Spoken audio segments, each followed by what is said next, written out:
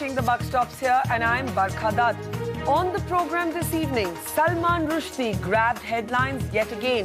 First, with his visit to India, as promised to NDTV in fact, and then with his comments at the India Today conclave. Comments in which he ridiculed Pakistani cricketer turned politician Imran Khan for dropping out of the India Today conclave because Rushdie was there. Rushdie hit out at Imran Khan, calling him a dictator in waiting. But now Imran Khan is hitting back. And it's a veritable clash of the titans in the Indian subcontinent. Imran Khan, in an interview to The Buck Stops Here, has described Salman Rushdie to be a small man. Remember, Rushdie even compared Imran Khan to Muammar Gaddafi, calling him a better-looking version of the dictator.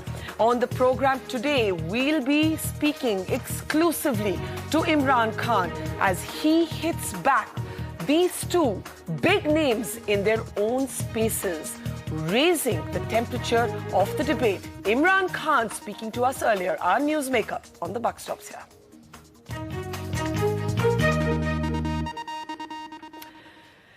Imran, thank you so much for your time on The Buck Stops Here. Pleasure as always to have you on the program. Now, of course, you don't need me to tell you the things that Salman Rushdie said about you at the India Today conclave, a conclave from which you dropped out because he was there. Now, he compared you with Gaddafi. He said that your decision represented a kind of intolerance. He called you a dictator in waiting. Are you stung by these comments? You know, Barkat, there are people whose views I respect, and maybe I would worry about what they say to me, about me. But Salman Rushdie is someone I couldn't care what he says. Because, Barkat, he's someone who has caused so much pain to over 1 billion people in this universe. Someone who is, who knew the impact of what he did. You see, I can understand Westerners. In the West, people don't understand how we treat our Prophet, peace be upon him, how we treat our holy book, the Quran, how we treat religion in the West, because they have a completely different attitude to religion.